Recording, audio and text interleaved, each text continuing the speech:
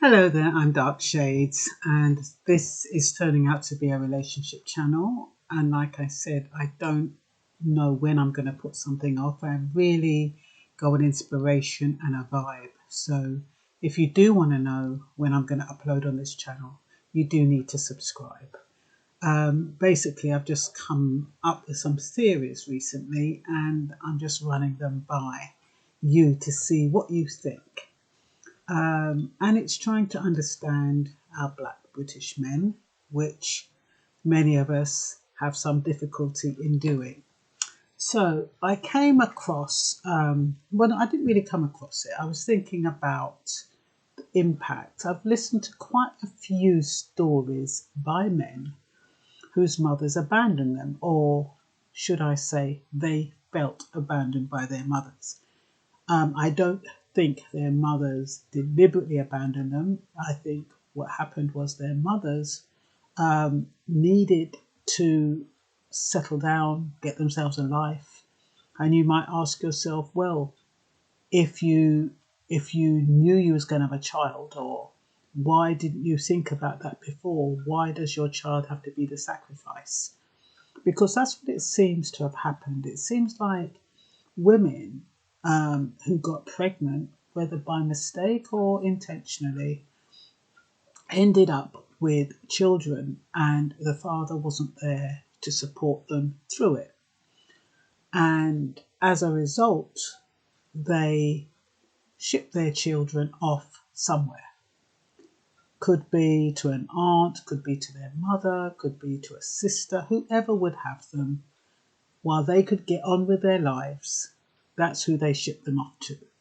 And it was quite a selfish act. And I remember talking to a friend of mine, and she said her parents made so many sacrifices to keep the family together. And it's interesting that some parents are willing to make those sacrifices for their children, and some parents just think about themselves and sacrifice their children for their happiness.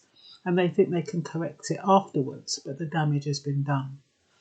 So why do mothers abandon their sons? And we'll talk about sons for now, because sons and men, black men, are the ones in crisis.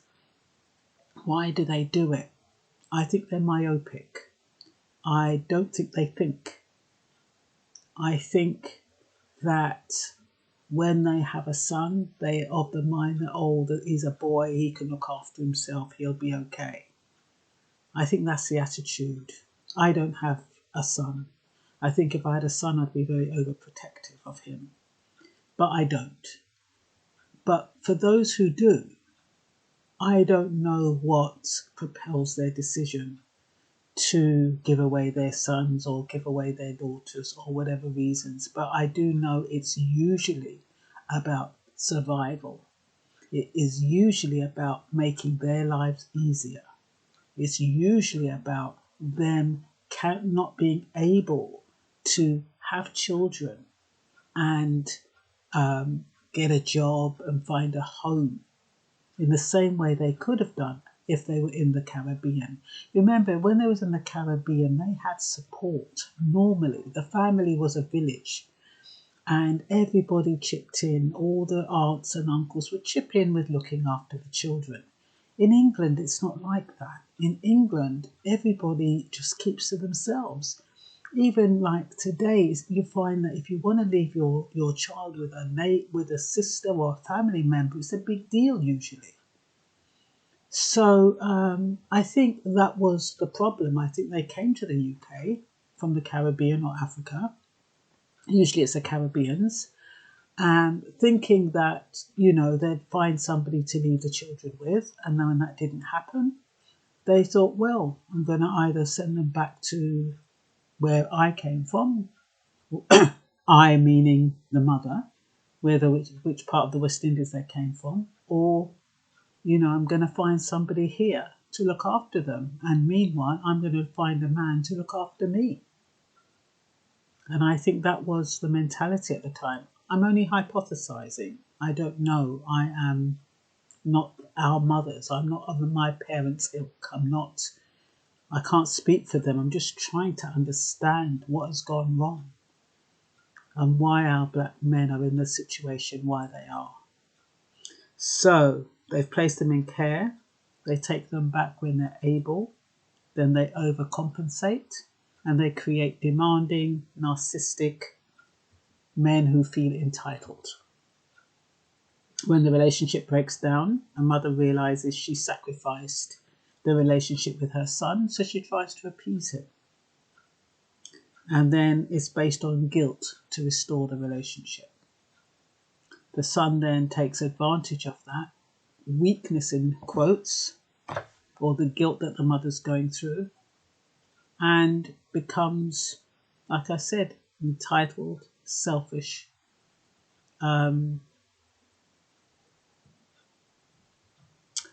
I don't know what other kind of adjectives to use, but it hasn't created a very nice person.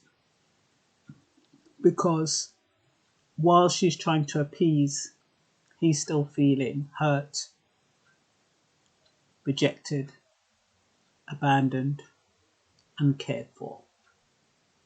So he's going to try and get her back in his own little way. I don't think it's calculating. I don't think it's deliberate. I think it's a human nature that, oh, I can't trust you. I don't think you love me. If you don't love me, why should I do anything for you? If you don't care for me, why should I care for you? Why should I do as you tell me? You're telling me not to go in the street, but if you cared for me, you wouldn't have left me with so-and-so. So there's that kind of battle going on, trying to understand why the mother is trying to be protective in one sense and yet she gave him away in another sense. Just can't balance the two. And so therefore he's confused. So this inconsistency in her behaviour causes instability in his behaviour. The boy believes she has done something wrong because she's overcompensating. Why is she overcompensating? Why does she feel guilty? Obviously, she's done something wrong. If she's done something wrong, that means I'm right. And he needs to punish her because she's done something wrong. And he punishes her through disobedience. He punishes her through rebelliousness. But he's punishing himself because the system isn't catering for rebellious children, especially rebellious black men. So then he tries to punish the mother by becoming belligerent. She either calls the police or she tells him to get out. So the person who he thought he could rely on, because she's taken him back, she's his mother, she's supposed to love him unconditionally. She was sorry that she sent him away. She's grateful that she has him back, and now she wants him out of the house. And he has nowhere to go.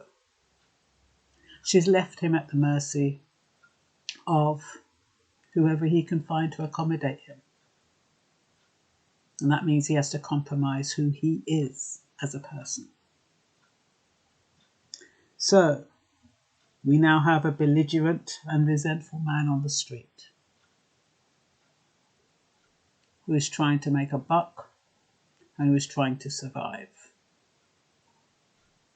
What does he do?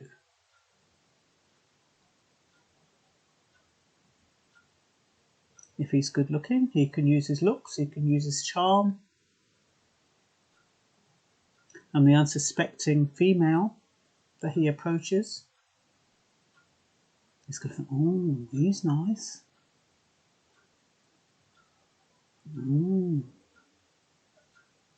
Next thing you know, if she's been in a situation where she hasn't been nurtured, cared for, loved, nourished, when he approaches her, she's going to be glad for him, as they say.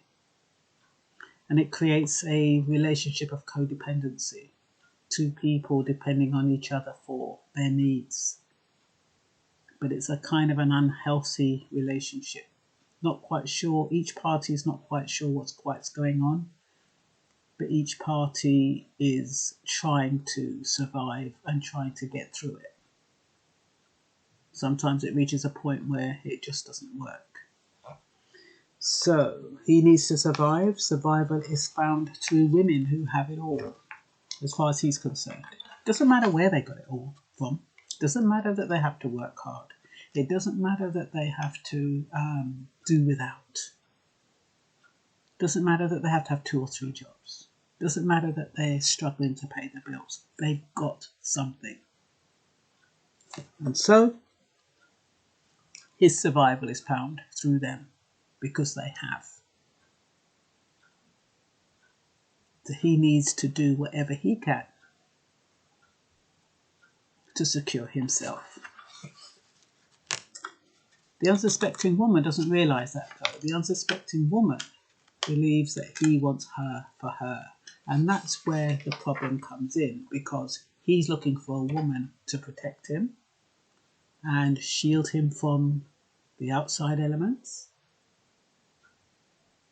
She's looking for somebody who loves her and who's going to stick by her through thick and thin and who cares for her. Problem is that if he's looking out for himself, she's going to detect that at some point and it's not going to work. The relationship has to be genuine. The person has to care for it to work. It can work. A man can come from his, a broken relationship where his mother didn't love him, where he can meet somebody and he actually cares for somebody, and it can work when that relationship is sincere, and they do work. But if that person is a kind of a gigolo or somebody who is just looking to get by and using women as stepping stones, it's not going to work. So he's saying, how can I survive? I need to get her on side.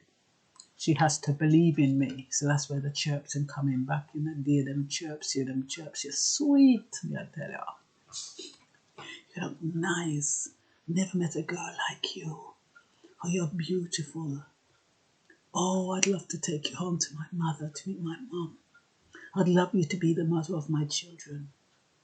I'd love to look after you. And whatever it takes to warm up the woman, to make her feel secure, to make her feel safe. That's what they need to do for their survival. Not the female survival, but for their survival.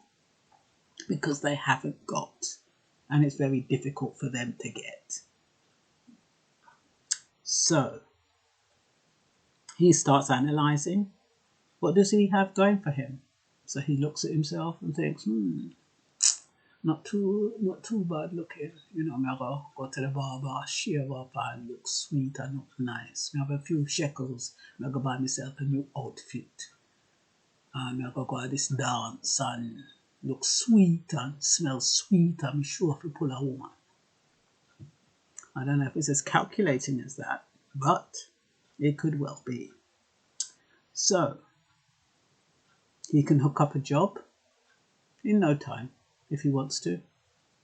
Because he knows it's more attractive if he's got a job. He doesn't have to keep it for very long, just long enough to rope her in. Just long enough to keep her on side. When he seeks advice from stable friends, but because of their background, and their background is different, their information is not going to be how he would interpret it to be. So, just supposing they might say, just communicate with her, appreciate her, do things around the house, make love to her good, and you're sorted. Now, if somebody's stable, and somebody is loving and naturally so, their communication with a woman or their woman is going to come from a place of care. It's going to come from a place of integrity and sincerity. But if you're coming from a place where you just want to get in there, a lot of people say, they just want me for sex. It's not sex. Sex is just a part of the game. A part to make you feel like you're one side. A part to make you feel as though, it's a part of the game. It's not the sex that they want. It's what you have. That's what they want. And if they have to have sex with you in order to get that, then they think that's what they want. But what they want is the nurturance. They want the love. They want unconditional love. They want to feel cared for. And when you think about it, sex is the most intimate you can get, really. And it allows a man to be vulnerable, especially when he ejaculates. I mean, I don't think a man could be more vulnerable than when he ejaculates inside a woman. So that allows him to feel good, to feel like he's not compromising himself as a man. And that's the only act he can do without compromising himself as a man. And so that is why it's not so much, oh, I'm using you for sex. It's not about that. There is a self-interest involved. Something, like I said, it's survival for him to make him feel better about himself. So, when the communication fails because he's not sincere, everything goes tits up. If you haven't got good communication in a relationship, it's not going to work. For love or money, it's not going to work. You have to be coming from a place of sincerity and integrity. You can't play games with relationship. You can't play games with love. It works for a little while, but you get found out. And that is what's been happening. Men have been getting found out because they haven't entered relationships for the right reasons. And they haven't been honest and open about the reasons why they're entering relationships. The women think it's about them. It's not about them. It's about the men and what they need to do to survive and feel like something or someone. And the irony is that because they're entering a relationship without integrity, what they was trying to avoid actually happens, i.e. feeling like crap and a woman treating them like shit. Because there's no honesty and there's no sincerity involved and people are hurting. So, what does it look like to a man who has not been appreciated nor has been communicated with? He's not going to know what good communication looks like. He's not going to know what love feels like or looks like if he's never had it. He can look on TV and have a pretty good idea. He can ask friends and have a good idea, but he's not going to know what that experience feels like. And maybe if he experiences it, he's going to be frightened. So, he thinks communication is easy. He thinks women need a man. They think women need any man. They think she's desperate. There's a man shortage, of course. And so, she's definitely going to want me. But you're learning that, and I say it, God, women are quite happy on their own. So if you ain't got something over and above, it's not going to work. So he's got the gift of the gab. He can get his foot through the door, but can he keep it there? He gets found out. She thinks he's a fraud. Then the unresolved resentment, pain, and all of that comes to the forefront. Lack of sincerity, lack of trust. Communication is not effective. Everything goes down the pan. Two unhappy people at each other's throats, not realizing that what the cause is and why it's happened. They're just looking at it from a surface level. He's a bastard. She's a bitch. Black women are this. Black men are that. That's not the way to resolve it. That's not the way to resolve this situation. So he didn't bargain for needing negotiation skills. He didn't understand how important integrity was, nor how important it was to be sincere. The woman sees through his mask and feels cheated. She's off, drawing her own conclusions and making her own assumptions. The black British man is a user and a liar. That's the conclusion she's drawn. Because it didn't start with honesty. Honesty, you've got to be vulnerable. You've got to be afraid to lose. But if you're honest and you're genuine and you're sincere, and even if you enter a relationship saying, look, I've been through this pain, this has happened to me, this is why I might be like this, the woman will understand. She might choose not to. She don't want to take it on. Some people, I don't want all that baggage. I can do all right by myself. Some people, you're going to find some people like that, but you are going to find your equal. You are going to find your match eventually. But you need to heal inside and acknowledge what's gone wrong, acknowledge what has happened to you, and acknowledge why you're behaving in the way you're behaving. See if you can forgive your parents, forgive yourself. Every day is a new day to start over. And that's all I've got to say for now. Bye-bye.